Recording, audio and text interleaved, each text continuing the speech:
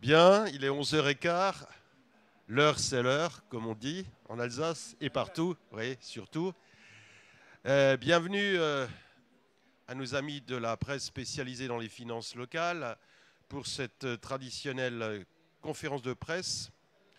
À mes côtés, Emmanuel Salaberry, qui est avec moi coprésident de la commission des finances et du budget de l'AMF. Nous travaillons ensemble en amitié, en proximité. Il a succédé au regretté Pierre Breteau, qui nous a quittés trop tôt et auquel je pense évidemment toujours et encore, puisque c'était l'an dernier, au mois d'octobre, juste avant le congrès. Et puis Philippe Laurent, toujours à nos côtés, qui fut longtemps coprésident avec moi et qui est deuxième vice-président de l'AMF et très présent sur tous les enjeux de finances, mais également de fonction publique. Dans quelques instants, notre matinée va débuter par une présentation de 3 travaux très intéressants sur la situation financière et budgétaire des collectivités. À la fois, bien sûr, Luc-Alain Verviche, qui est là, que chacun connaît, qui va présenter les travaux qu'il diligente en banque postale, et puis Thomas Rougier, l'Office des finances publiques voilà, local, qui est présidé par André Léniel d'ailleurs. Alors André Léniel, que j'excuse, qui d'habitude est à ma place, là, mais qui nous rejoindra peut-être, ainsi que Muriel Fabre, la secrétaire générale de l'AMF, et puis ensuite une étude AMF. Donc 3 études qui seront présentées. Nous laisserons la place à nos intervenants dans quelques instants, après quoi nous reprendrons place ici pour un temps de questions-réponses avec vous. Alors, je donne la parole à Emmanuel Salaberry et à Philippe Laurent. Simplement, mais on y reviendra, pour terminer cette introduction, on est dans un contexte inédit. Pour tout vous dire, hier, j'ai rencontré avec une association d'élus le Premier ministre qui viendra jeudi. Il est évident que les maires sont très inquiets. Alors ils sont inquiets sur les questions de finances locales, aussi sur les questions de logement ou de présence médicale. Mais le sujet est anxiogène. Il y avait le congrès des départements la semaine dernière. Nous en reparlerons, mais ce qui est proposé dans le PLF est évidemment hors de portée, à la fois pour les petites villes, pour les communes rurales, et encore moins pour les grandes agglos, les régions et les départements qui allaient encore à peu près bien. Donc ce que nous avons dit, et j'ai vu Laurent Saint-Martin, ministre du budget pour l'AMF il y a 2 semaines, hier le Premier ministre pour une autre association d'élus, il faut revoir cela. Le texte va bientôt aller au Sénat. Il est totalement repris depuis le début, puisque le texte voté à l'Assemblée, vous le savez, n'a pas prospéré. Donc on est reparti sur la version initiale. Donc entre ce qui se passera jeudi, il y aura beaucoup de ministres qui viendront ici, et puis au Sénat, nous pensons que la contribution des collectivités locales doit être revue vraiment à la baisse, parce que nous avons déjà donné 71 milliards de DGF, la suppression de la taxe d'habitation, etc., etc., et que nous n'avons pas à être, je dirais, la variable d'ajustement de la mauvaise gestion des finances de l'État par le précédent gouvernement et de toutes les décisions qui ont été prises. Voilà, donc ça on en reparlerait. Je pourrais vous donner des éléments tout à l'heure dans le débat, mais en tout cas, ce qui est proposé n'est tout à fait insupportable et il n'est pas possible pour les collectivités d'y souscrire. Voilà ce que je voulais vous dire en message initial. Je donne la parole à Emmanuel Salaberry et puis après on entendra évidemment Philippe Laurent, après quoi nos intervenants nous présenteront leurs travaux. Merci à vous. Bonjour, bonjour à vous toutes et à vous tous. Ravi de vous retrouver pour la première fois pour ce qui me concerne, effectivement avec une pensée pour mon prédécesseur. Il y a des mandats plus faciles que d'autres, mais en tout cas celui-là, arriver à la coprésidence de la commission finance dans un contexte pareil est un élément très formateur. Je voulais très rapidement, parce qu'on a prévu aujourd'hui d'échanger le plus possible ensemble, attirer votre attention sur 3 points qui me semblent importants. Quel mandat de crise? Depuis 2020, on a, vous le savez, les maires ont géré la crise du Covid. Et on va subir des restrictions que l'on n'a jamais connues. Nous avons également eu la crise énergétique, il y a tout un tas de crises qui sont en train de monter, puis on en parlait tous les 3 avant de prendre la parole aujourd'hui. On ne parle pas de la crise du logement, du chômage qui remonte. Donc on sent nos collègues maires jamais atteints comme ils le sont aujourd'hui avec ce projet de loi de finances et d'une façon générale. Et bien évidemment tout ce qui pèse sur les maires des plus petites villes jusqu'aux plus grandes, en vous rappelant évidemment que 40 maires par mois démissionnent depuis le début de ce mandat. Donc c'est pas pour rien, c'est plurifactorial, mais c'est quelque chose d'important. Aucune collectivité n'est épargnée par le PLF tel qu'il est aujourd'hui en discussion au Sénat. Et puis je voulais vraiment attirer votre attention également sur les faits cumulatif qu'a ce projet de loi finance, puisqu'il concentre sur un certain nombre de collectivités, et notamment avec le fonds de réserve, avec un effet cumulatif d'associations ou d'organismes qui sont aidés par l'ensemble des blocs de collectivités qui sont aujourd'hui touchés par ce projet de loi. Je voulais, même si jamais c'est un peu passé sous les radars, quand même parler de la CNRACL. Vous le savez, c'est la caisse de retraite des agents de la fonction publique territoriale. C'est 1,3 milliard d'euros qui nous sont demandés avec les 4 points d'augmentation. Et les problématiques de cette mesure, indépendamment évidemment de ce 1,3 milliard, c'est qu'elles sont dans le temps, sur les 3 prochaines années. Ils ne sont pas ponctuels, ils se cumulent, ils s'additionnent et donc vont être pérennisés. Ce qui fait que eh bien, ce 1,3 milliard va grandir jusqu'à 2 milliards et 2,5 milliards si jamais le projet de loi de finances était voté en l'état, ce qui met en grande difficulté les collectivités territoriales avec, grosso modo, pas une collectivité qui, sauf recours au levier fiscal, eh bien, pourrait voter un budget à l'équilibre à l'horizon de 2 ou 3 ans. On a beaucoup parlé, et on entend des signes plutôt positifs de la part du gouvernement sur la baisse du taux de FCTVA. Vous le savez que quand une commune investit, eh bien, l'État nous redonne une partie. Alors non seulement le système est un peu inique, puisqu'on est jugé sur des choses qui sont déjà faites, c'est-à-dire qu'on a dépensé en fonction de règles qui nous ont été imposées. En plus, contrairement aux mesures qui avaient été faites en 2014, on est en fin de mandat, c'est-à-dire avec des profils d'investissement des collectivités locales, même si on voit qu'elles s'effondrent un petit peu, eh bien, qui sont beaucoup plus compliquées. Et un effet peut-être pervers de ce FCTVA, cette réduction du FCTVA, c'est de questionner les prêteurs sur l'analyse du risque. On a, avec Antoine à mes côtés, sollicité le ministre, effectivement, pour lui dire que si toutes les collectivités, avec un besoin de financement, viennent devant les prêteurs dans les semaines et dans les mois à venir, on risque d'avoir une remontée des taux et surtout une raréfaction du crédit, et donc ajoutant de la crise à la crise. Donc, on est vraiment très inquiet par rapport à ça. Et puis la dernière chose, c'est finalement de vous rappeler que l'AMF plaide pour l'annulation complète et totale de l'ensemble des mesures, parce que ce PLF commet une erreur stratégique en poursuivant finalement une recette qui n'a jamais fonctionné, c'est-à-dire la voie des restrictions des collectivités territoriales.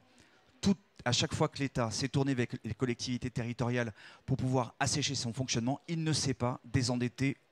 Bien au contraire, puisque sur les dernières années, le budget de l'État s'est alourdi de 50 milliards d'euros de dépenses supplémentaires pour compenser les ressources locales qui avaient été supprimées. En conclusion, je voulais vous donner un tour d'horizon finalement de l'état d'esprit des maires. On nous dit souvent, heureusement que vous êtes là, et heureusement que les maires et les conseils municipaux sont là avec les agents publics, dont on parle également beaucoup. On partage beaucoup avec eux beaucoup d'inquiétudes. Parce qu'il y a d'autres projets de loi, le ZAN notamment, dont on parle aussi beaucoup d'inquiétudes, beaucoup de maires, j'en ai croisé ce matin, même certains nous disant « il me reste 1 an et demi à faire ». C'est-à-dire qu'il y a aussi beaucoup de gens, donc dans 1 an et demi, les exécutifs locaux vont être renouvelés.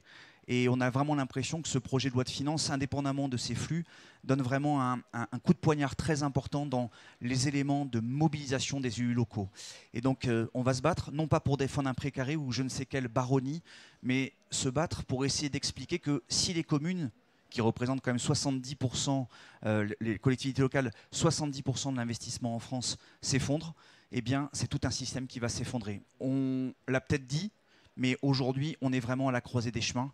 C'est la raison pour laquelle, d'ici 1 mois et demi maintenant, eh bien, on y verra un peu plus clair. Mais force est de constater que je partage avec vous la grande inquiétude de nos collègues qui, eux, ne peuvent pas baisser les bras auprès de leurs concitoyens. Merci beaucoup pour votre écoute. Et je passe la parole évidemment à Philippe. Voilà, alors Philippe Laurent, que je remercie d'être présent. Juste avant, je voudrais quand même vous dire 2 choses. On a dit au Premier ministre la chose suivante, c'est que si l'autofinancement des collectivités était annulé et mis à mal par les mesures, soit elles n'investiraient plus, et donc ça ferait couler les entreprises locales, avec la croissance en train de s'effondrer, soit elles feraient des emprunts, les taux sont élevés, et ça dégraderait le solde des APUL. Parce que le problème, effectivement, c'est le solde global pour Bruxelles. Donc en fait, ce qui est proposé est un médicament qui est catastrophique. Et deuxième sujet, on a expliqué que tout ça, moi quand j'étais à Sciences Po Strasbourg, il y a longtemps, on me disait « Heureusement, la France, elle a la TVA. C'est un bel impôt, la TVA. Parce que l'impôt sur le revenu, ça... » Eh bien aujourd'hui, la TVA, elle est allouée d'abord à la sécurité sociale pour compenser des baisses de cotisations et ensuite pour compenser les suppressions des impôts, des régions, des départements, des agglos. Ça veut dire qu'en fait, le trou, il est là. C'est-à-dire que l'État s'est privé de ses propres recettes et que les baisses d'impôts de M. Macron étaient financées par un accroissement faramineux de la dette de la France. Donc ce n'est pas aux collectivités d'être purgées suite à ces lourdes erreurs de gestion. Et sur ce, je vois Philippe qui opine du chef, c'est normal. On a travaillé ensemble pendant tant d'années, je lui donne la parole avec plaisir. Bien, merci Antoine, merci Emmanuel, bonjour à toutes et à tous. Mais moi aussi, je suis très heureux de vous retrouver là ce matin. Je comptais tout à l'heure, je crois que c'est la 23e fois que je me livre avec vous à cet exercice de la conférence de presse et du déjeuner du mardi du congrès, n'est-ce pas Nathalie? 23 ans, donc voilà. Donc on a vu beaucoup de choses. Hein, on a vu beaucoup de choses. Et bien sûr, je me situe totalement dans la continuité de ce que vient de dire Antoine et Emmanuel. Peut-être deux points complémentaires très rapidement avant de donner la parole à nos experts. La CNRACL. La CNRACL, c'est un sujet évidemment extrêmement technique, compliqué, dont personne ne parle jamais. Ceci dit, nous, on en a déjà parlé à plusieurs reprises dans les dernières années, parce qu'on savait que la situation de la Caisse était problématique. Mais surtout, et moi je me réjouis qu'un rapport de l'inspection générale ait mis sur la table le vrai sujet de la CNRACL, qui était connu, mais qui n'était pas chiffré. Et là, on a les chiffres. Et nous voyons la catastrophe devant laquelle nous sommes pour plusieurs raisons.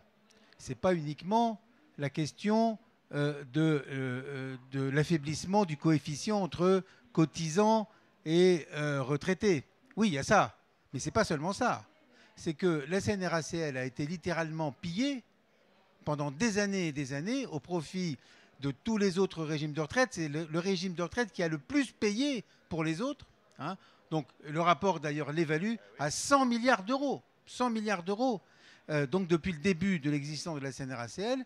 Et par ailleurs, la CNRACL s'est vue imposer par l'administration d'État, je ne dis même pas les gouvernements, par l'administration d'État, un certain nombre de contraintes qui n'existent dans aucun autre régime de retraite, notamment en matière de prise en charge d'invalidité, etc.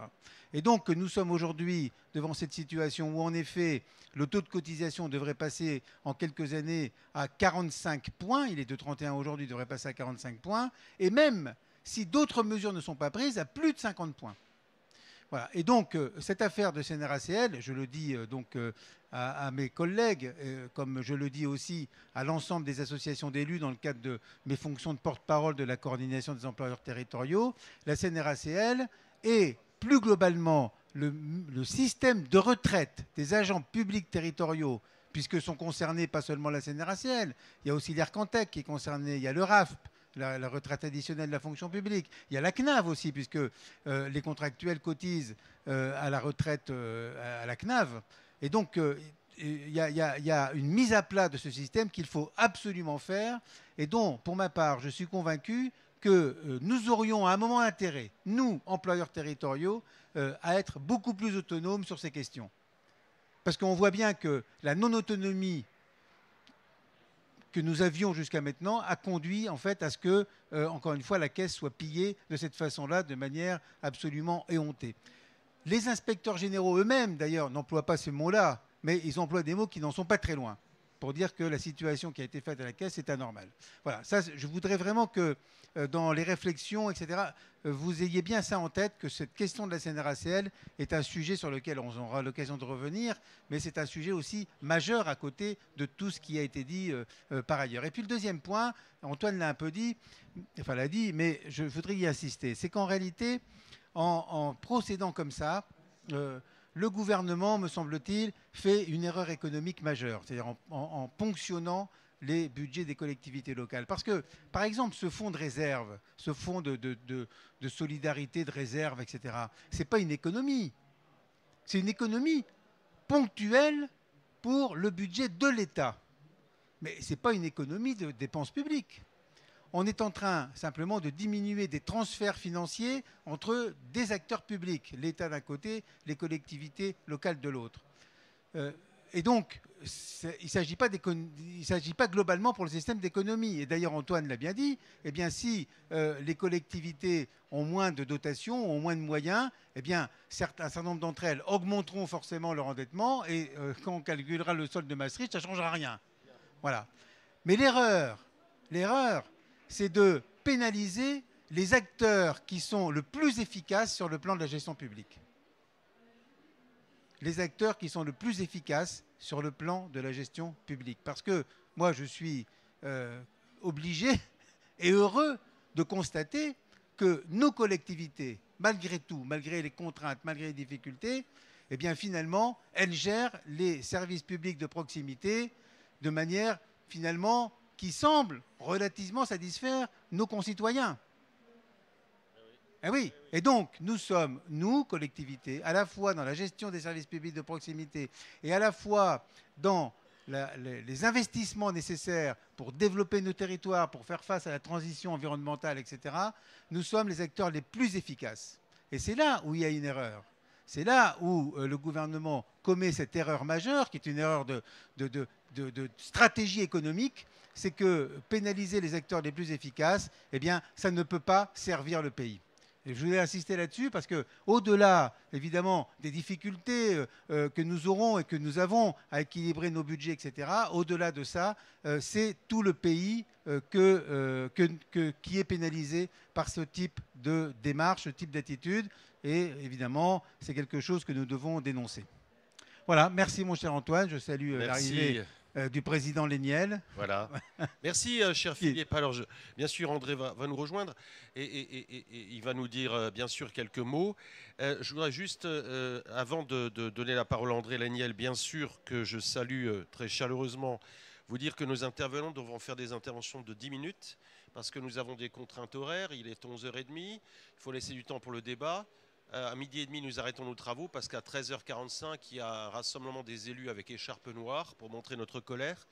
Donc, vous n'avez pas 20 minutes, chacun d'entre vous, vous avez 10 minutes. Donc, Luc Alain, Thomas et Nathalie. J'en suis désolé, mais connaissant votre talent, je ne doute pas que vous saurez présenter la substantifique moelle des 3 travaux que vous allez présenter. Et donc, je donne la parole évidemment à André Léniel, qui nous a rejoint. Oui, bonjour à toutes et à tous. Je vais laisser évidemment nos intervenants le faire avec leur talent habituel et surtout avec leur sens de la synthèse, si j'ai bien compris ce qui vous était demandé. Et je sais que leur résumé de texte est souvent une épreuve redoutable. Je voudrais simplement, moi, dire que, évidemment, le débat finance est cette année plus prégnant que jamais. On va vous parler de l'année 2023, éventuellement du déroulement de la première partie de l'année 2024. Moi, j'ai plus envie de vous parler de 2025. Nous sommes en plein débat budgétaire. On vous annonce partout, enfin, côté gouvernement, 5 milliards de baisse de nos moyens. La réalité est malheureusement beaucoup plus ample. Entre 10 et 11 milliards, pour simplifier. 10 milliards au minimum, probablement 11, peut-être même un peu plus. Parce qu'il y a les 5 milliards qui ont été évoqués, évidemment, et mis en avant, mais il y a 1,5 milliard ponctionné sur le fonds vert. Alors on me dit, oui, mais il n'a pas été totalement utilisé en 2024. Oui, mais attendez, les comparaisons, elles se font de loi de finances à loi de finances. Et ce n'est pas parce qu'on nous en a déjà étouffé une quinzaine de milliards en cours d'année 2024, que ça n'est pas une baisse de nos moyens et de nos capacités d'intervention. Mais c'est dans tous les domaines. Il y a des crédits en moins sur le volet sport, il y a des crédits en moins, pourtant on est l'année qui suit les Jeux Olympiques, qui théoriquement devrait profiter de l'embellie des Jeux Olympiques pour développer le sport dans notre pays. Hier, nous avions les journées Outre-mer. La relation Outre-mer, c'est moins 500 millions. Moins 500 millions. Quand on voit dans quel état sont les Outre-mer, et hier on en a eu une vision très précise et souvent dramatique, des départements ou des territoires où on ne peut plus emmener les enfants à l'école, alors que les territoires sont immenses. Des territoires complets où on ne peut plus assurer la restauration scolaire. Des territoires où il n'y a plus de sages-femmes et que les liaisons ne sont plus possibles pour qu'elles viennent auprès des parturientes. des territoires entiers qui sont en état de sécheresse ou au contraire en état d'inondation chronique, alors que structurellement, rien n'est prévu pour leur permettre de s'en sortir et que dans le budget 2025, on retranche 500 millions de la mission Outre-mer. Je pourrais continuer l'énumération. J'ai là, je vous rassure, moi je suis un besogneux. Donc moi, j'ai ma fiche, j'ai toutes mes lignes. Bon, simplement ce que je veux dire... Oui, il faut que ça se voit. Je n'ai pas mis mon écharpe rouge, mais considérez que c'est tout comme. Aujourd'hui, on est dans une situation qui est sans précédent. Le budget qui nous est proposé pour 2025 est le pire des budgets qu'on connaisse depuis que les budgets des collectivités existent. Alors on nous dit on va peut-être vous retrancher la partie sur le fonds de compensation de la TVA qui est rétroactif. Au passage, c'est probablement inconstitutionnel, la rétroactivité en ce domaine. Et donc en tout état de cause, il y aurait recours, et je pense qu'ils le savent et qu'ils savent qu'ils risqueraient de perdre sur ce recours. C'est le type même de faux cadeau qu'on va nous annoncer probablement dans les 72 heures qui sont devant nous. On nous dit, on va peut-être baisser un peu. Le président du Sénat qui nous dit, il faut retrancher 2 milliards sur 5. Ah non, ce n'est pas 2 milliards sur 5, c'est 2 milliards sur 11. Ce qui n'est pas tout à fait la même chose. Je m'arrête là. Mais les ponctions, je pourrais... d'autres, je parlais du fonds vert, mais alors, la transition écologique, elle est pointée. Hein.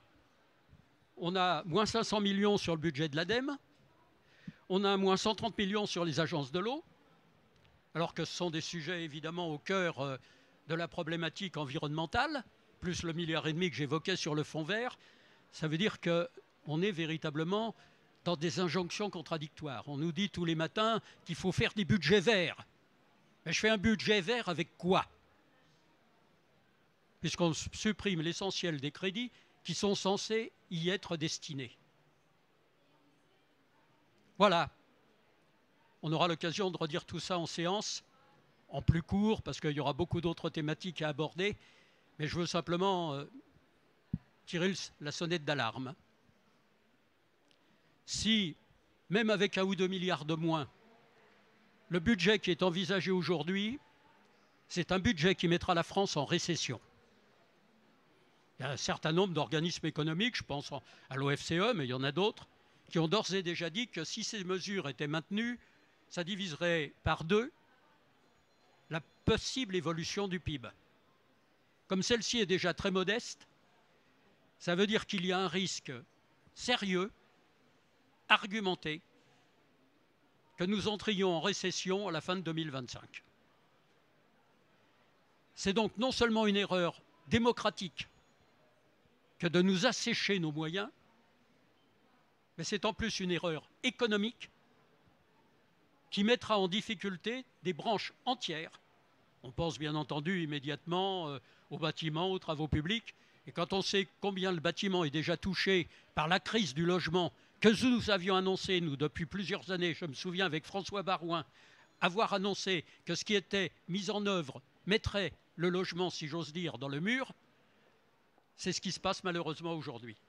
Voilà très simplement quelques mots d'introduction de ma part qui implantaient un décor qui, bien entendu, n'est pas au cœur du sujet puisque c'est plutôt dans le rétroviseur qu'on va essayer d'estimer les choses, mais les projections, elles, sont malheureusement d'une tristesse et d'une violence sans commune mesure avec ce que nous avons connu par le passé. Merci André, merci. Alors Muriel Fabre nous a rejoint. Muriel, on est assez en décalage, mais j'aimerais que tu nous dises quelques mots. Merci Antoine, désolé de vous rejoindre un petit peu plus tardivement, mais j'étais encore sur le forum du statut de l'élu. Vous savez, on a quand même beaucoup de choses sur ce congrès et une fois de plus, la question des finances est évidemment apparue. Alors moi plus particulièrement, rappeler aujourd'hui qu'on a quand même des annonces concernant la fonction publique territoriale qui sont extrêmement pesante sur nos budgets locaux. Je pense notamment à la question du taux de CNRACL avec l'augmentation de 4 points sur 3 ans. On a eu une annonce a priori du Premier ministre Barnier devant l'Assemblée des départements de France semaine dernière qui semblait dire que c'était peut-être 4 ans. Mais je pense qu'il est important de rappeler aujourd'hui que la question de la CNRACL, elle ne va pas se résoudre uniquement sur l'augmentation du taux de cotisation. On a besoin aujourd'hui de reprendre le fil de ce qu'est aujourd'hui la CNRACL, des questions et des raisons de son déficit qui sont évidemment liées à une question démographique, mais pas que, parce que la raison première aussi, c'est la question de la compensation. Aujourd'hui, cette caisse continue de compenser, alors qu'elle est en déficit, les autres caisses. Et c'est un élément que l'Association des maires de France a souligné très rapidement, de prime abord tout de suite, et qui n'a jamais été considéré en tant que tel. C'est peut-être aussi une solution pour ne pas impacter les budgets locaux, parce que je prends en direct les éléments, mais je pense que vous avez eu le panorama en fait, de la ponction de nos recettes aujourd'hui. Si on continue à nous ponctionner nos recettes et qu'on nous oblige finalement à avoir des dépenses obligatoires, notamment en matière de FPT, qui ne sont pas concertées, qui ne sont pas travaillées avec les élus employeurs territoriaux que nous sommes, nous ne pourrons pas continuer ainsi. Je pense aussi évidemment à l'impact légitime de l'augmentation du point d'indice de nos fonctionnaires, 2,5 milliards d'euros pour l'ensemble de la fonction publique territoriale et donc pour les collectivités. Rappelons que cette annonce a été faite en plein milieu de l'été, alors que nous avons bouclé, entre guillemets, d'un point de vue formalisme, nos budgets et qu'on ne peut pas rééquilibrer comme ça de manière très abrupte et qu'on est obligé de prendre des budgets supplémentaires, qu'on est obligé du coup de trouver des recettes, puisque tout l'impact de la fonction publique territoriale, je vous le rappelle mesdames et messieurs, c'est du budget de fonctionnement. Et sur le budget de fonctionnement, d'ailleurs comme le budget d'investissement, mais sur le budget d'investissement, nous pouvons emprunter, pas pour le fonctionnement. Nous avons besoin d'être à l'équilibre. Donc toute mesure en fait qui impacte aujourd'hui notre budget en matière RH est une difficulté pour les collectivités. C'est d'ailleurs pour cela que nous avons souhaité travailler et avoir une négociation annuelle avec le ministre de la fonction publique territoriale. Réponse que nous n'avons toujours pas dans ce cadre-là. Aujourd'hui, ces éléments s'ajoutent à toutes les augmentations de charges. Je pense évidemment aux coûts énergétiques, je pense aux défis qui sont les nôtres. Et c'est vrai que si nous continuons à avoir plus d'argent et plus d'agents, nous allons être face à des difficultés majeures pour demain. C'est bien l'objectif aujourd'hui de le rappeler, car oui, les communes, heureusement. Merci, chère Muriel. Et donc, nos intervenants que je vais appeler, donc Nathalie Brodin, Luc-Alain Vervich et Thomas Rougier. Voilà. Bonjour à toutes et à tous. La Banque Postale publie tous les ans, et c'est la 11e année, donc un document qui s'appelle Territoire et Finances, qui va apparaître sous vos yeux dans un instant. Si je le mets dans le bon sens, ça sera mieux. Voilà. Non, c'est pas ça. Et qui présente en fait sur 7 strates démographiques la situation des grands éléments budgétaires, de la structure budgétaire des communes, au regard aussi de leur appartenance intercommunale. Et cette année, sur la base des travaux de l'Observatoire des finances et de la gestion locale, avec lequel on travaille aussi, je dirais, pas la main dans la main, mais enfin en étroite collaboration, nous avons décidé de vous présenter en fait, non pas une réalité de chacune des strates, mais une comparaison des strates entre elles pour essayer de répondre un peu aux questions qui se posent aujourd'hui en matière d'analyse des situations et des disparités communales. La première diapositive que vous avez sous les yeux vous montre en fait comment, par exemple, se répartit en matière de dépenses le poids des dépenses de personnel, ou bien comment se répartit en matière de recettes le poids de la fiscalité. Alors pourquoi c'est intéressant? Parce que nous venons de parler de la CNRACL. Vous comprenez bien évidemment que plus la masse salariale est structurellement importante, plus l'impact d'une augmentation de la CNRL, mais aussi plus l'impact d'une évolution du point d'indice a un effet sur l'équilibre budgétaire. De la même façon, en matière de fiscalité, vous comprenez bien évidemment qu'il est à la fois plus facile mais aussi plus sensible d'intervenir sur le niveau de la pression fiscale dans des collectivités où la fiscalité est structurellement importante. C'est d'ailleurs ce qu'on voit depuis plusieurs années en matière de foncier bâti. Quels que soient évidemment les besoins d'équilibre des collectivités locales, il est clair que dans des communes urbaines où notamment la part des locataires est plus importante qu'en milieu rural, la tension qui peut se posée sur les propriétaires va être peut-être davantage impactée que dans une commune rurale où la relation avec l'habitant propriétaire est de nature différente. Donc je crois que ça c'est quelque chose d'important quand on réfléchit aujourd'hui par exemple sur ce que pourrait être une évolution de la fiscalité locale et notamment, vous l'avez entendu au cours des dernières semaines, sur une forme de transformation par exemple d'une partie du foncier bâti pour recréer un lien local avec l'habitant. Deuxième élément significatif, là aussi, c'est le poids des subventions dans les dépenses d'investissement des communes. Alors vous voyez de la gauche à la droite, c'est-à-dire de la strate la moins peuplée à la strate la plus peuplée, l'importance des subventions en matière de dépenses d'investissement. Et là, on va remarquer évidemment deux éléments. Le premier, c'est que l'impact d'une mesure sur le FCTVA n'est pas nécessairement le même entre les petites et les grandes communes, et que même si, par exemple, les petites communes ne sont pas touchées par ce qu'on a appelé le projet de fonds de réserve, elles le sont bien davantage, évidemment, proportionnellement, sur la mesure relative au FCTVA. Mais si vous regardez sur le graphique de droite, qui lui essaye d'analyser l'origine des subventions perçues, eh bien, vous voyez par exemple que le poids des départements qui est en vert est beaucoup plus important dans les communes de faible taille, dans les communes rurales, pour faire simple, que dans les communes urbaines. C'est ce que nous avions montré récemment lors du congrès de l'Association des maires ruraux, et c'est quelque chose qui explique pourquoi, là aussi, l'effort demandé aux départements et la situation financière des départements impactent de façon indirecte, mais de façon très forte, les perspectives d'investissement des petites communes qui, depuis 40 ans, et on pourrait dire même depuis 150 ans, sont habituées à un rôle de solidarité territoriale des départements, que ceux-ci pourraient être en difficulté de jouer dans un proche avenir. Troisième élément comparatif, c'est un regard sur la dette. Sur la dette, là, vous ne serez pas nécessairement surpris de constater que la dette est proportionnellement plus importante à mesure qu'on monte en fait en démographie. Ça correspond aussi à la réalité du patrimoine. C'est vrai que les communes, à partir du moment où elles s'urbanisent, ont naturellement un patrimoine qui est plus étendu. Et comme c'était rappelé tout à l'heure, eh bien, l'investissement peut passer par l'emprunt, ce qui amène donc naturellement à une augmentation de l'encours de dette.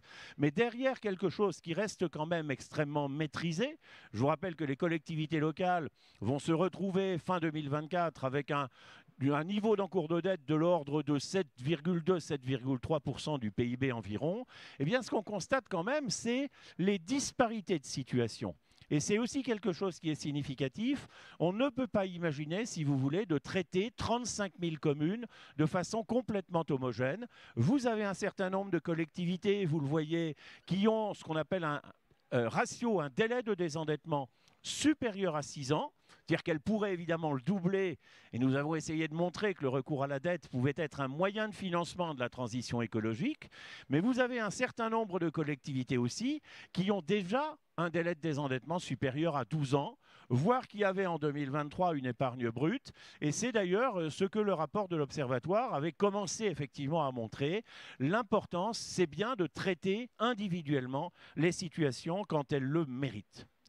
Et puis le dernier focus que nous avons souhaité développer cette année, ce qui est assez inédit en fait, c'est un regard sur le rôle des budgets annexes. Et notamment, là aussi, il est assez intéressant d'essayer de comprendre pourquoi, par exemple, le nombre de budgets annexes est relativement plus important, à la fois numériquement, mais aussi en termes de volume financier, dans les communes les plus petites que dans les communes les plus importantes. Dans les communes les plus importantes, l'une des réalités est institutionnelle, c'est que les budgets annexes sont aussi souvent portés par les intercommunalités, du fait même de la logique de compétence des intercommunalités. Mais dans les petites communes, et vous allez voir ce que montre la diapositive suivante, c'est qu'en fait, l'objet des budgets annexes n'est absolument pas identique. Vous le voyez par exemple sur la strate de 0 à 500 habitants, le poids majeur, c'est le poids de l'eau et l'assainissement. Alors que dans les communes les plus importantes, ce seront diverses formes d'intervention, qui peuvent être des interventions de type sportif, de type culturel. Et ceci est aussi quelque chose d'assez significatif dans le contexte actuel où vous avez vu que le Sénat notamment s'est interrogé sur l'obligation du transfert de la compétence eau et assainissement. Le débat est actuellement en cours au Parlement, mais ça correspond à une réalité d'aujourd'hui qui est que le bassin de gestion d'un certain nombre de compétences n'est peut-être pas obligatoirement le bassin institutionnel qui paraîtrait s'imposer. Voilà un petit peu, si vous voulez, ce que l'on peut dire sur cette 11e publication de Territoire et Finances, dont je vous conseille ensuite la lecture. Et si vous le voulez, vous pouvez même l'apprendre par cœur éventuellement. C'est un excellent exercice mathématique.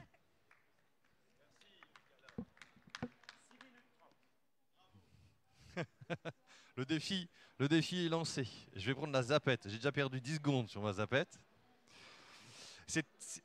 C'est très intéressant d'avoir commencé par cette vision où on nous parle des disparités individuelles. Hein.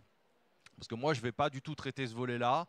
Ce qu'on m'a demandé, c'est de dresser un état des lieux des finances avec les données connues, donc en s'arrêtant en 2023. Mais forcément, cet exercice, on a essayé de le faire en le ramenant à des dossiers, en le plaçant en résonance avec l'actualité. Donc c'est le choix que j'ai fait dans la présentation, mais c'est fait dans la publication aussi. C'est-à-dire qu'on a essayé de traiter des sujets qui parlent aujourd'hui et qui auront une résonance quand Nathalie nous parlera des années à venir, ou actuelles ou à venir. Je vais insister sur 3 points, les dépenses, l'autofinancement et la dette. Si je parle des dépenses, je parle pour le bloc communal, y compris les budgets annexes, intercommunalité et communes, de 169 milliards. Ces dépenses, c'est le volume d'intervention du bloc communal dans nos territoires. Ça en fait le premier échelon dans l'intervention des politiques publiques locales, bien entendu, pour notre secteur des collectivités locales. Et nous, on a essayé de creuser un tout petit peu le sujet de ces 73% de dépenses de fonctionnement. Muriel Fabre l'a dit tout à l'heure, je rappelle que ces dépenses, ce n'est pas des dépenses administratives de fonctionnement, c'est des dépenses de compétences classées en section de fonctionnement, on va le répéter et le répéter, donc non couverts par l'emprunt, parce que ne contribuent pas à l'augmentation directe de l'actif patrimonial de la collectivité. C'est juste ça, un classement, un fonctionnement, investissement.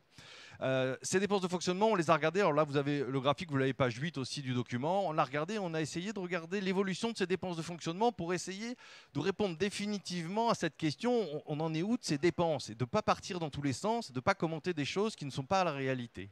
La réalité, c'est que les dépenses de fonctionnement du bloc communal ont progressé de 3,8% en moyenne depuis 2019. Alors on a pris 2019 parce que c'est l'année avant le Covid pour éviter les effets erratiques de la période Covid, mais c'est 3,8% d'augmentation annuelle des dépenses de fonctionnement. C'est ça le chiffre. Avec une inflation sur la même période de 3%, hein, je rappelle ça. Et quand on creuse après ces dépenses de fonctionnement et qu'on essaye de voir quels sont les facteurs d'évolution de cette dépense et qu'est-ce qu'elle que contiennent ces dépenses surtout, eh ben on a 3 paquets de grosses dépenses. Les frais de personnel qui ont progressé en moyenne de 3,4%, alors même qu'il y avait un certain nombre de mesures de revalorisation pour catégorielles, de revalorisation d'indices, mais le résultat c'est 3,4% en moyenne par an. Donc il ne faut pas fantasmer sur du 7% par an, il ne faut pas dire que c'est 0% non plus. Voilà, on donne l'information, c'est ça la progression de la masse salariale dans les collectivités. Mais vous voyez que c'est plutôt moins que d'autres postes, ce qui fait que là où les frais de personnel représentent 45% de la dépense, elles ont représenté 41% de l'accroissement. C'est le chiffre qui est à droite. 45% du stock, mais uniquement 41% de la croissance. Pourquoi? Parce qu'il y a un autre poste, celui qui est juste en dessous, qui sont les achats et charges externes. Ça, c'est quoi? C'est les fournisseurs, c'est les prestataires, c'est les services, c'est beaucoup d'entreprises privées derrière. C'est 39 milliards d'une relation commerciale pour exécuter les missions des collectivités locales. Et c'est cette dépense qui a été la plus dynamique, dopée notamment par l'inflation, bien entendu. Et là, je vais citer juste un poste que j'ai surligné ici. Vous en avez déjà parlé, mais les dépenses de matières premières, sur cette période 2019-2023, c'est 10% par an en moyenne observé. Ça veut dire quoi? Ça veut dire qu'à lui seul, ce poste des matières premières, c'est 13% de l'augmentation de la totalité des dépenses de fonctionnement. Donc voilà des informations qui éclairent sur ce qui s'est passé sur les collectivités dans les dépenses de fonctionnement. Il y a des postes qui ont dopé ces dépenses pour les collectivités. Alors je vous laisse détailler les autres, hein. Je n'ai pas le temps de les détailler parce que sinon Antoine va me tirer les oreilles. Ensuite, les dépenses d'intervention, aides, contingents, subventions versées à ces tiers de confiance qui sont des partenaires des collectivités. Ce sont les syndicats, les SDIS, ce sont les CCAS, ce sont les secteurs associatifs, etc. C'est tous ces acteurs des compétences du bloc communal, avec un petit coup de projecteur sur le secteur associatif qui a été celui qui a été le plus associé à la contrainte financière qui pouvait peser sur les collectivités, avec une volonté de maîtrise de la part des collectivités. Mais attention, dans la durée, cette maîtrise de la relation avec le secteur associatif peut poser des problèmes. À côté de ces dépenses de fonctionnement, l'investissement. Et là, je vais faire très très simple. L'investissement, il faut mieux le regarder en neutralisant l'effet prix. C'est ma courbe bleue claire. D'accord ? La courbe bleu foncé est intéressante, mais 60% de l'augmentation depuis 2020 de l'augmentation des investissements est liée à l'effet prix. C'est notre estimation. Le reste, c'est vraiment une augmentation en volume. Alors le résultat quand même, c'est que le bloc communal peut être satisfait de la situation, et collectivement, ce n'est même pas que les élus et les agents, collectivement on peut être satisfait de cette situation qui est d'un rebond de l'investissement sur ce cycle, sur ce mandat actuel, puisque les 4 premières années sont 6% au-dessus des 4 années des mandats précédents, qui était un mandat qui avait été en souffrance sur l'investissement à cause notamment des baisses de dotation. Mais voilà le constat. 6% d'augmentation, c'est 10 milliards. On n'est pas sur des dizaines de millions. On parle en milliards sur cet écart. Donc bien sûr, l'évolution de 2024 et 2025 nous donnera la réponse définitive de la qualité en matière d'investissement de ce mandat-là. Pour réaliser, et c'est ça qui est important, pour réaliser cet effort d'investissement, les collectivités du bloc communal ont su faire augmenter leur autofinancement. C'est-à-dire que l'épargne nette, qui est le solde entre recettes de fonctionnement et dépenses de fonctionnement après financement du remboursement de la dette, qui est un solde de gestion extrêmement courante pour les collectivités, ce solde, il est de 15 milliards en 2023. Il a progressé par rapport à 2017, qui est l'année comparable du mandat précédent, 6 ans avant, de près de 29%. Donc c'est relativement important. Sauf qu'il faut tout de suite dire qu'en face, ce solde d'épargne nette, il est venu financer des investissements qui eux-mêmes ont subi une hausse de prix qu'on estime à 20%. Donc pour avoir le pic d'investissement dont je parlais juste avant, il était indispensable d'avoir ce type d'évolution, qui sont l'articulation entre l'évolution des recettes et l'évolution des dépenses, pour accompagner ce sursaut de l'investissement qui peut faire la satisfaction de notre pays sur les dernières années. Je passe sur les écarts par strate pour gagner du temps, comme le dirait Antoine. Alors il y a une alternative à cet autofinancement. Soit on fait moins d'investissement, c'est assez simple finalement. Soit on table sur des recettes d'investissement plus importantes. Alors les recettes d'investissement, ça a été décrit par Luc Alain, ont bien accompagné l'investissement sur les années précédentes. L'État, les régions, les départements ont joué ce rôle-là sur le début du mandat. Et puis on peut jouer sur la dette. Et je vais conclure là-dessus. Jouer sur la dette, ce n'est pas l'outil qui a été utilisé par le bloc communal, et je vais essayer d'être très clair là-dessus. Depuis 2017, l'augmentation moyenne de la dette, du stock de dette, c'est 0,5% par an pour le bloc communal. Donc on est dans l'extrême modération du recours à l'endettement. Et c'est collectif. Alors il y a des collectivités qui n'ont pas suivi ce rythme, bien entendu, mais c'est collectif. C'est-à-dire que vous prenez autant d'acteurs et vous arrivez à ce résultat de croissance extrêmement faible de la dette. Ça veut dire quoi? Ça veut dire qu'il y a une conscience collective qui est déjà présente dans les collectivités sur le fait que la dette n'est pas l'arme absolue et la référence absolue. Donc c'est extrêmement important, il me semble, d'avoir ça en tête. C'est-à-dire que la maîtrise de la dette, elle est déjà dans l'ADN des acteurs publics locaux, alors même qu'on a assisté à un accroissement de l'investissement. Voilà comment je pouvais dire ça en 8 minutes. Je suis désolé Antoine, je serai puni. Bon alors à moi, allons-y, vous m'entendez? Alors, donc j'ai 2 années à vous présenter. 2024, perspectives et tendances 2025.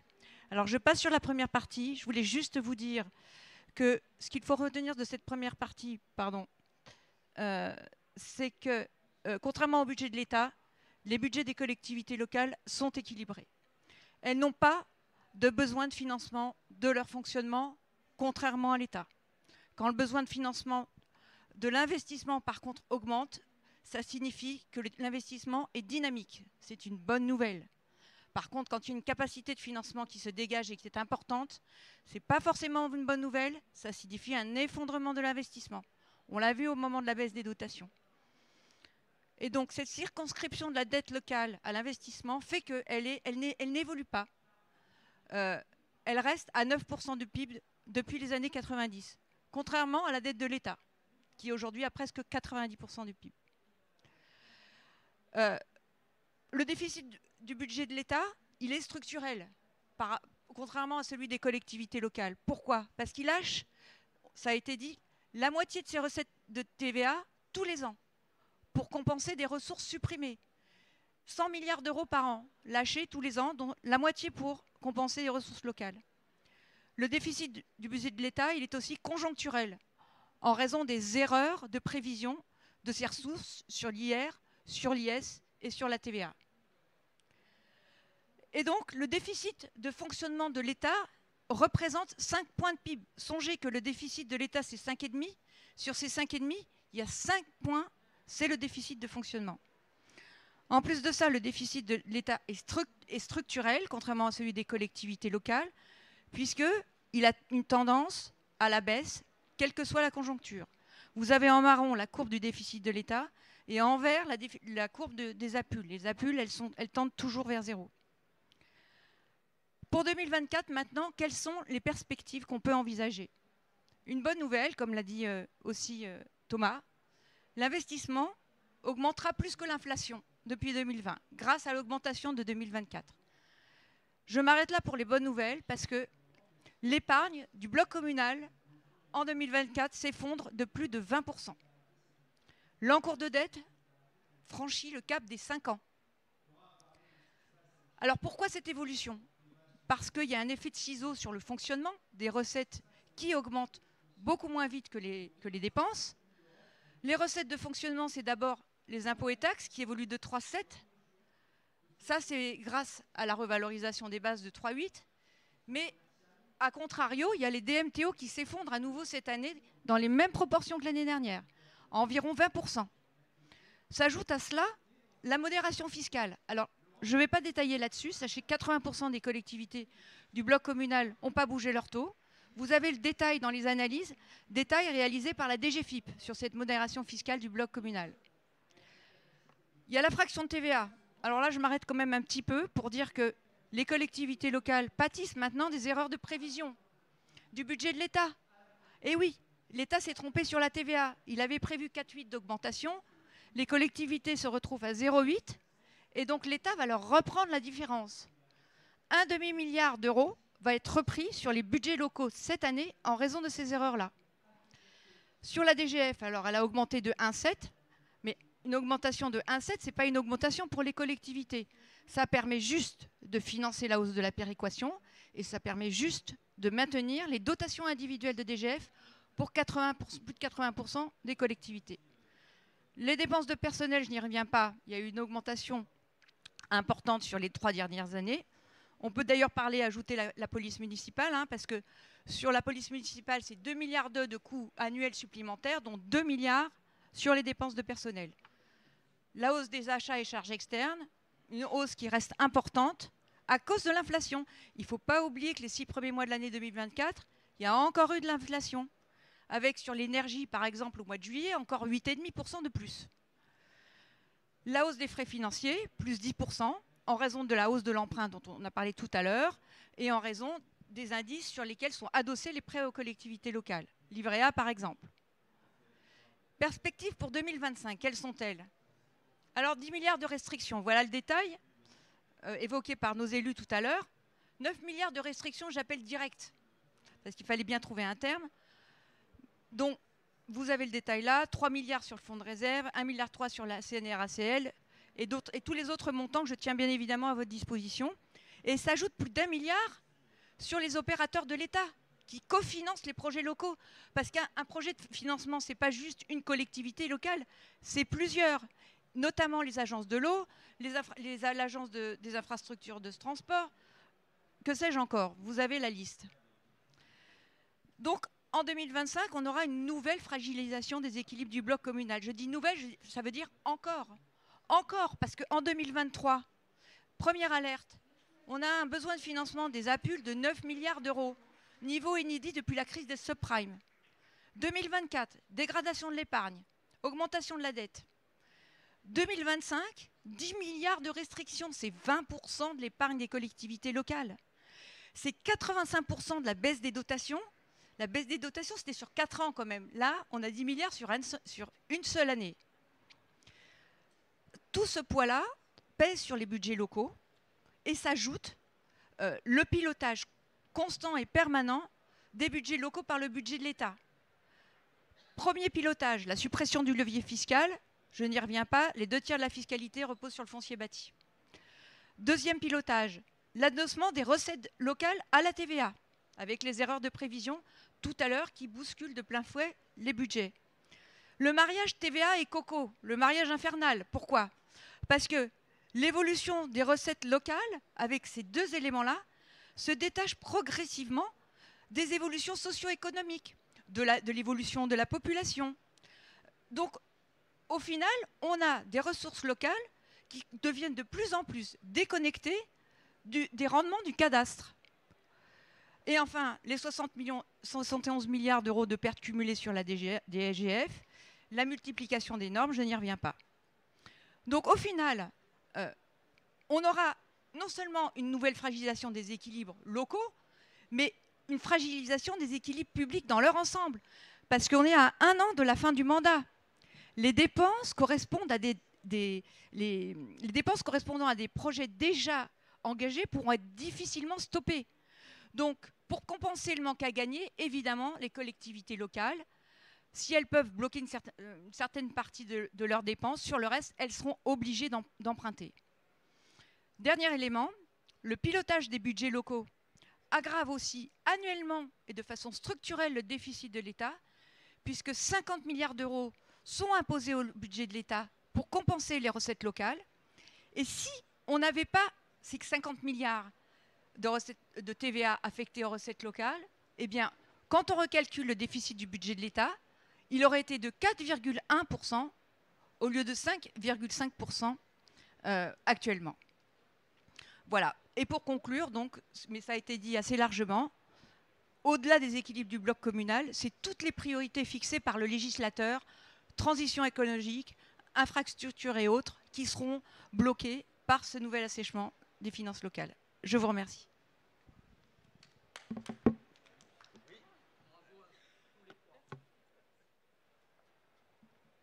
Voilà, André, non. Alors, avec Emmanuel et puis en présence d'André Laniel, d'abord je veux remercier Luc, Alain, Thomas et Nathalie parce que, comme on a été un peu bavard au début, ils ont raccourci leur intervention, mais c'était très bien. Et donc, nous avons encore devant nous donc une vingtaine de minutes pour échanger avec vous sur les questions que vous voulez poser avec Emmanuel. Voilà, donc merci encore. Hein, et puis, de toute façon, vous avez lu ces excellents travaux. Et donc, on vous donne la parole pour le temps des questions-réponses. Alors évidemment, hein, nos intervenants peuvent répondre aussi, André Laniel, moi-même, Emmanuel, tout le monde. Hein. On y va. Là, qui veut lancer? Voilà. Il y a un micro-baladeur, Thomas?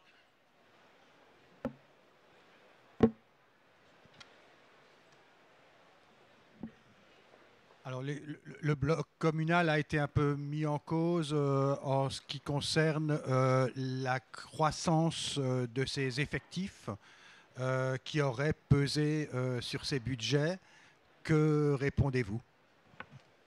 Que c'est scandaleux et faux. Alors, en réalité, ces chiffres qui ont été balancés, d'abord, j'ai dit, et je l'ai dit d'ailleurs au ministre du Budget, au Premier ministre, quand on l'a vu, 2 choses, c'est qu'il était de mauvaise méthode de stigmatiser les élus, c'est ce qu'avait fait M. Le Maire, c'est l'affaire des 16 milliards qu'on n'a jamais trouvé, vous vous souvenez ça? Et s'en prendre à nos fonctionnaires territoriaux qui sont mal payés, qui sont parfois confrontés à des enjeux d'insécurité aussi, etc., c'est absolument scandaleux. Ce n'est pas comme ça qu'on va avancer. Je rappelle enfin qu'en réalité, les mairies, c'est le dernier endroit, une petite lumière qui est encore là.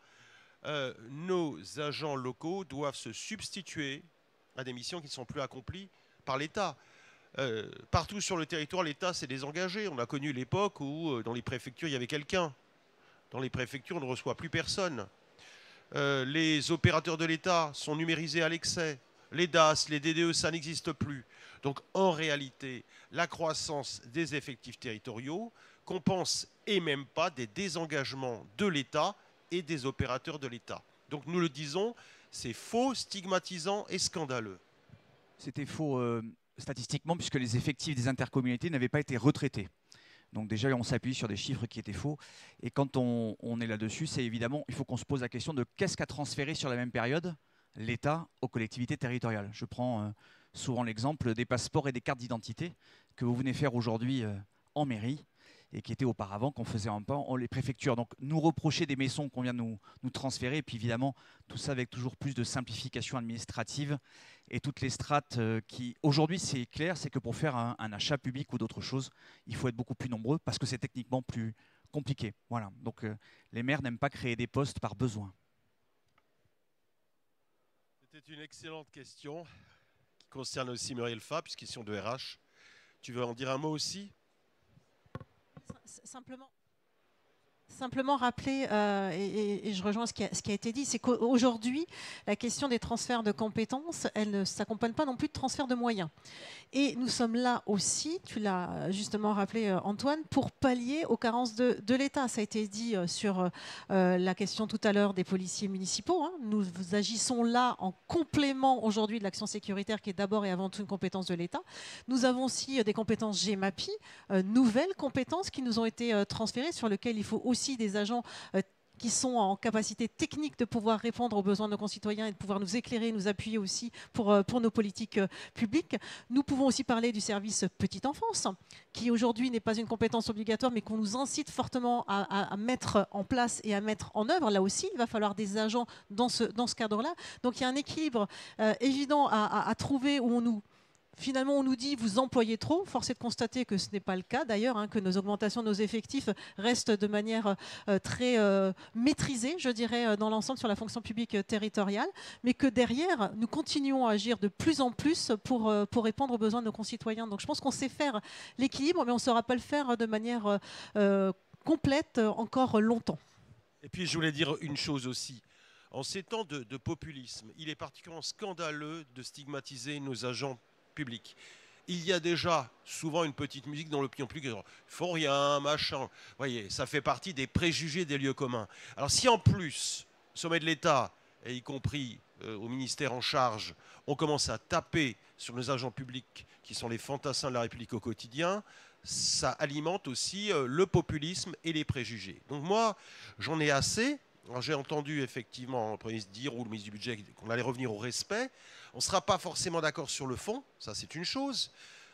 Nous avons une association transpartisane mais avec des sensibilités différentes. Mais il y a une chose qu'il faut arrêter, c'est de s'en prendre aux gens. Comme ça, on ne progressera pas du tout. Ça, c'est de la mauvaise gouvernance. Donc voilà, je voulais dire ça. Oui, allez-y.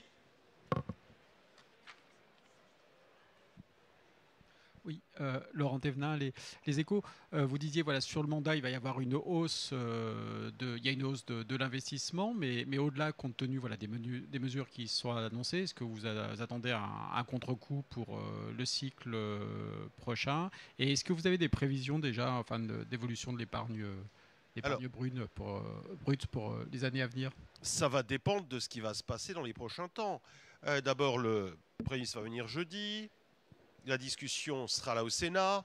Non mais jeudi, je subodore qu'il va faire une déclaration assez générale en disant que l'effort va être rabioté, etc. Mais une fois qu'on a dit ça, il faut mettre du contenu derrière. Donc en réalité, le fonds de réserve, la TVA, tout ça, va affecter toutes les collectivités, y compris les grandes collectivités. Donc on peut avoir un double mouvement. Soit, je le disais tout à l'heure, on a un effondrement de l'investissement local, et là on aura la CG, PME et les autres qui viendront le voir, au secours, au secours. Et donc on sera comme nos voisins allemands dans une situation de décroissance. Vous avez vu les problèmes économiques en Allemagne, avec un budget à l'équilibre d'ailleurs, mais bon. Ou alors, pourquoi pas, les maires et les présidents interco diront j'ai une programmation plurielle des investissements, j'ai des besoins d'équipement pour la petite enfance, pour ci, pour ça, et donc j'emprunte. Les taux d'intérêt sont élevés. Et donc on aura une dégradation du sol budgétaire des APUL. Et donc, c'est ce qu'on disait avant, pour Bruxelles, la dette française, c'est la dette de l'État, plus la sécurité sociale, plus les administrations publiques locales. Donc, le résultat sera le contraire du résultat recherché. Donc, très clairement, l'investissement est menacé et le solde budgétaire des APUL peut se dégrader. Emmanuel. Oui, vous savez, les maires, les présidents d'interco sont des investisseurs et l'investisseur, par définition, il n'aime pas le risque. Aujourd'hui, on est tous un peu en train de se regarder parce que d'abord, la loi de finances, elle sera votée, on va dire, d'ici un mois et demi, indépendamment de la façon dont elle sera votée. On va tous attendre le mois de février et le mois de mars pour les budgets. Et puis, c'est ce que je vous disais tout à l'heure en introduction, on est tous en interrelation. Les collectivités qui sont demain touchées, si jamais vous avez une région, un département, une métropole ou l'interco avec une commune qui est touchée, et tout le monde est touché par rapport à ça, tout le monde se regarde, tout le monde est en train de regarder, donc on va perdre du temps.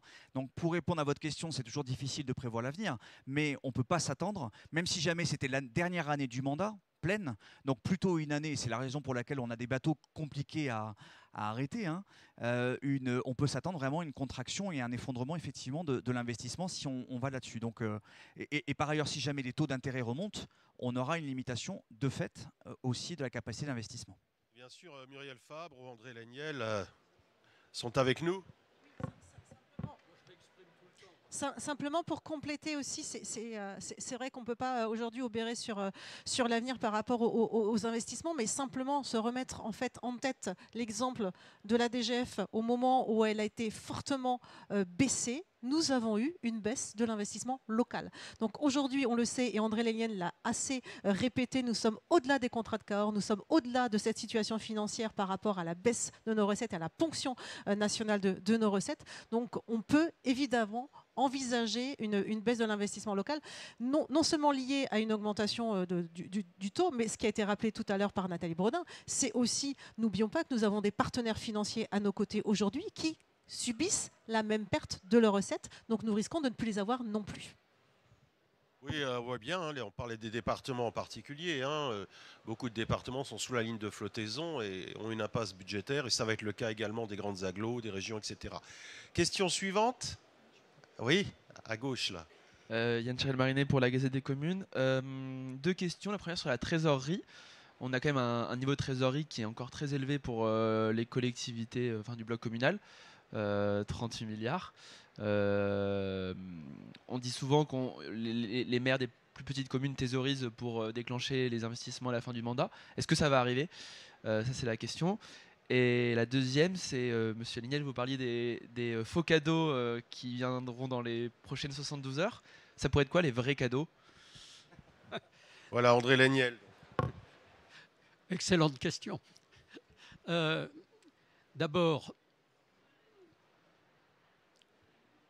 sur la première partie de votre question, où j'étais sur les faux cadeaux, la première partie de votre question, c'était la trésorerie. Elle baisse déjà. Elle baisse déjà. Et quand on regarde, mais là je vais refaire un couplet que j'ai déjà fait 100 fois, quand on regarde par strate de population, on découvre que pour les moins de 1000 habitants, c'est autour de 500 jours de trésorerie, et que pour les plus de 100 000, c'est 20 jours. Et pour une strate intermédiaire, celle d'une ville comme la mienne de 12 000 habitants, c'est 90 jours. Est-ce que vous trouvez raisonnable d'avoir 90 jours de trésorerie pour une collectivité qui a autour de 20 millions de budget? Je pense que les entreprises trouveraient que c'est tout à fait raisonnable. Et ça l'est évidemment pour les collectivités territoriales. Et quant aux 500 jours pour les petites communes, l'explication qui a été donnée est toujours la même. C'est que la plupart des petites communes, les moins de 1000 habitants, c'est un investissement dans le mandat, voire deux, quand vraiment la conjoncture est correcte, et que ça vient, bien entendu, j'allais dire, les 2 dernières années du mandat. Là, on est dans une complication particulière, parce que la dernière année du mandat va être l'année la plus catastrophique en termes financiers. Et donc la question va se poser de savoir si le préfinancement, qui donc a fait de la trésorerie, c'est de l'épargne de précaution, c'est de l'épargne pour investir, mais est-ce que cette épargne sera suffisante pour lancer l'investissement qu'on souhaitait faire, alors que l'année 2025 n'était évidemment dans aucune des prévisions de ceux qui épargnent depuis 3 ou 4 ans pour faire leur investissement. Donc on a une vraie interrogation. Est-ce que ça va permettre de baisser la trésorerie s'ils arrivent à boucler leur plan de financement malgré les restrictions?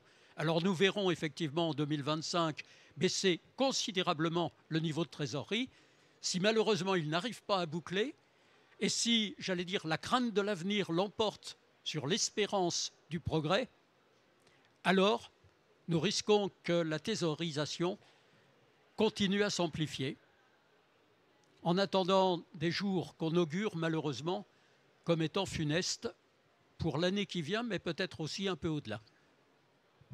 Merci André. Alors, quant au cadeau, je veux dire, on n'attend pas de cadeau.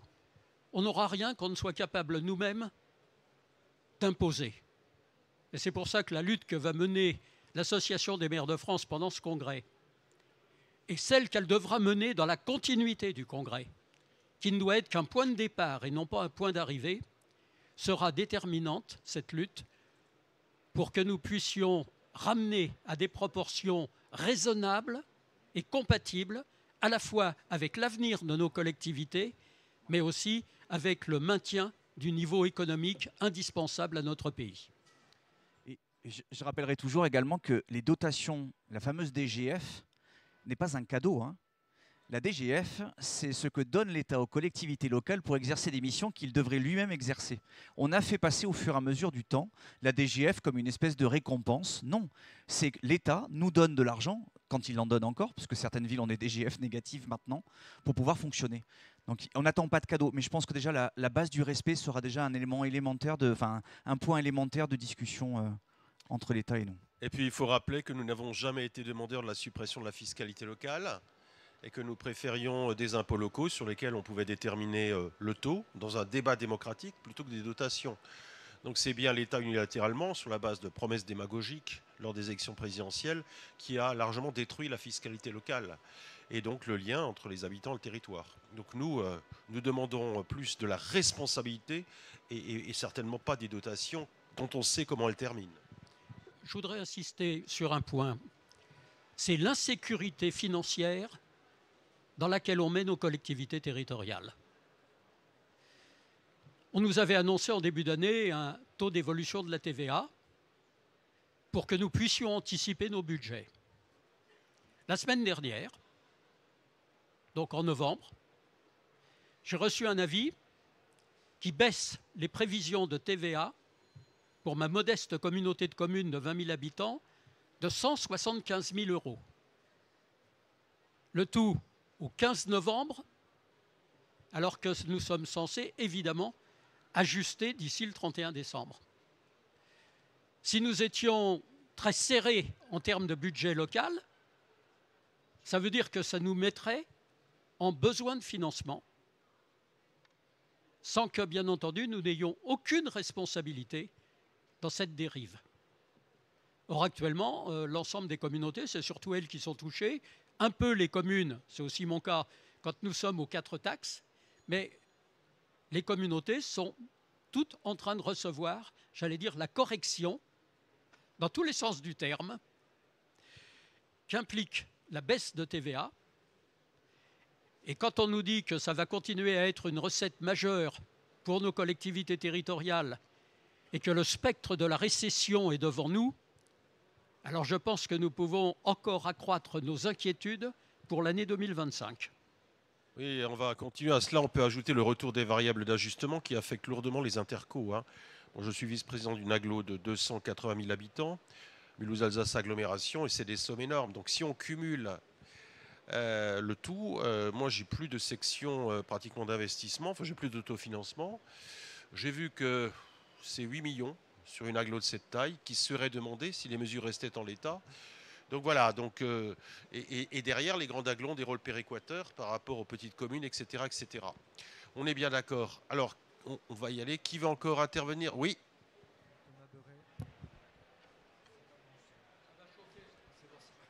Thomas Beuret, Localtis. Monsieur Léniel, vous avez souhaité que la contribution au redressement des finances publiques des collectivités locales soit ramenée à des proportions plus raisonnables, hein, si je crois. Quel serait le montant raisonnable? Le Sénat a évoqué un montant de 2 milliards d'euros. Non, mais Allez-y, allez-y.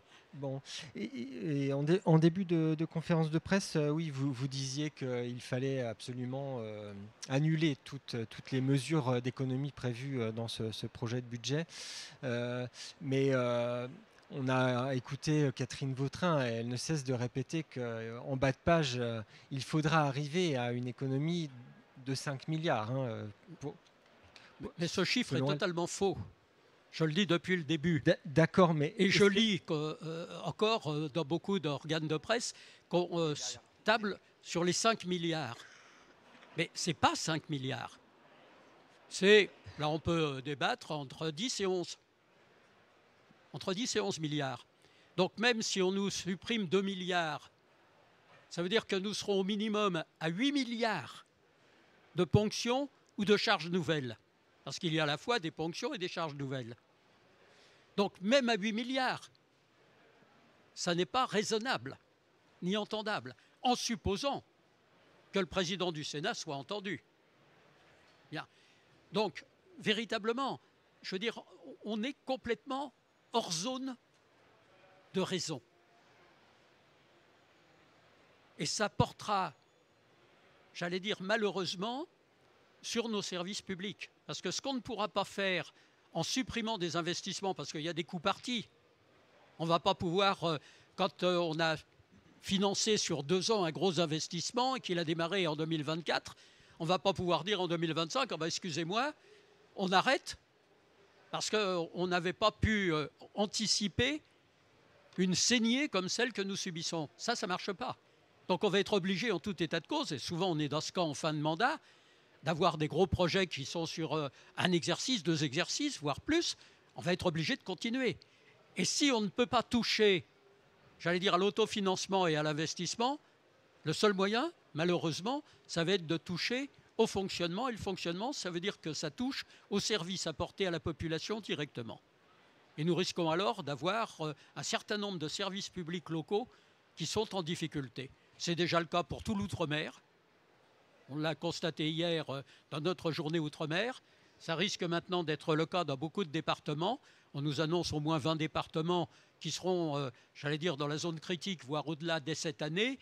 Et si c'était maintenu, ce qui a été annoncé n'est probablement pas à la hauteur de ce qu'il faudrait, ça serait encore au moins 50, 60 départements qui risqueraient d'être dans le rouge l'an prochain.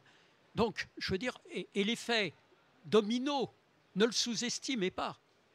Moi, j'ai rencontré un certain nombre de présidents de région ces derniers temps. J'ai rencontré beaucoup de présidents de départements. Tous disent on va être obligé de se recentrer, et je serai encore président de département, c'est probablement ce que je ferai. On est obligé de se recentrer sur nos compétences obligatoires.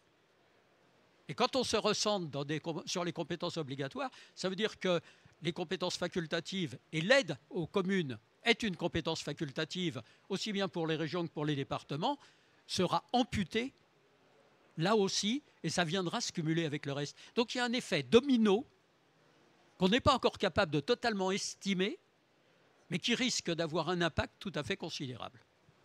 Dans la réduction du fonds vert, c'est quand même typiquement d'abord le genre de dépenses que l'État adore flécher, c'est-à-dire venir nous expliquer où est-ce que l'on doit faire, la manière dont on doit le faire. Le même État qui nous disait il y a 2 ans, mesdames, messieurs les maires, vous n'investissez pas assez pour la transition écologique, il faut y aller. C'est-à-dire que toutes les communes, j'en fais partie, ont déclenché des plans d'investissement. Comme le disait le président Léniel, on n'arrête pas un investissement de X millions d'euros comme ça du jour au lendemain. D'ailleurs, ça coûte très cher de sortir d'un investissement. Et donc, on vient nous dire, écoutez, on vous allez faire sans nous. Moi, je pense que... il faudra de toute façon passer l'écueil de ce budget 2025, mais travailler avec l'État dès début 2025 sur les recettes des collectivités territoriales. Aujourd'hui, avec la suppression de l'ATH, de l'ATP, etc., on est venu complètement dénaturer un système, ce qui fait d'ailleurs qu'aujourd'hui, on est adossé sur une TVA qui n'a plus rien à voir avec la réalité d'une commune, d'une interco. Et donc, c'est la raison pour laquelle la position que l'on tient depuis le début, c'est le fait de dire que n'allons pas sur ces politiques de rabot aveugles qui vont faire du mal, et là pour le coup c'est plus qu'un mal, qui vont mettre à bas tout un système, et travaillons une fois pour toutes sur le panier de recettes des collectivités territoriales et revenir à réalité. Mais dans l'éclatement du Parlement que l'on a aujourd'hui, autant vous dire que ce n'est pas pour demain la veille. Mais tant qu'on ne jouera pas sur les recettes que l'on a supprimées, et tant que l'État viendra prendre chez nous, ça ne fonctionnera pas. Le président, et tu le disais tout à l'heure, ça n'a pas fonctionné. À chaque fois que l'État a voulu nous piquer de l'argent, ça a toujours abouti à augmenter le déficit de l'État. Donc ça ne fonctionnera jamais. Jamais. Voilà. Y a-t-il à cette heure une dernière question avant que nous passions à côté pour le déjeuner? Non? Mais de toute façon... Ah, si. Allez, oui. Je voulais vous demander tout à l'heure, en fait, quelles sont vos propositions alternatives, parce que vous ferez face à un État qui vous dira toujours je veux mes 5 milliards. Mais je veux dire, on va gratter tout ce qu'on peut gratter. On va essayer de faire baisser tout ce qu'on peut faire baisser. Mais il faut entrer là aussi un peu dans, j'allais dire, le débat institutionnel et politique. Est-ce qu'il y en a un seul parmi vous ici qui croit que le budget passera autrement que par le 49.3? Je ne vois pas de main se lever. Donc arrêtons de jouer à ça. Si on était dans un vrai État démocratique, si on pouvait véritablement négocier, alors on se mettrait autour d'une table et nous aurions des propositions. Mais là, on est dans les faux semblants. Il n'y a pas eu un quart d'heure de concertation avant que soient annoncées les mesures qui visent aujourd'hui les collectivités territoriales. Pas un quart d'heure. Moi, à l'heure où je m'exprime, heureusement que j'ai la télé, sinon je ne saurais pas comment est fait le Premier ministre. C'est pas que je demande à être reçu tous les 4 matins. Enfin, je préside le comité des finances locales, je suis premier vice-président de l'Association des maires de France. Les collectivités territoriales sont apparemment une des cibles majeures de la volonté budgétaire de ce gouvernement. À l'heure qu'il est, il n'y a pas eu de rencontre avec l'Association des maires de France. Voilà la réalité. Mais si demain on nous propose de nous mettre autour d'une table et de prendre ligne à ligne, de discuter, eh bien on fera des propositions et je peux vous dire qu'on en a pour chaque ligne, sans aucun problème. Attendez là. Des propositions, vous en ferez demain en conférence de presse avec les autres associations du bloc communal? C'est peanuts. Non? Oui, sur les principes. Mais je veux dire, très honnêtement, on va faire un communiqué, entre guillemets. C'est bien. Mais très franchement, le temps des communiqués commence à s'épuiser. Bien, écoutez, merci. En tout cas, je pense que c'était une matinée animée, interactive. Je remercie encore nos intervenants. Je remercie bien sûr Philippe Laurent, André Laignel, Muriel Fabre qui est passé nous voir. Et on se retrouve à côté pour le déjeuner. Merci à vous.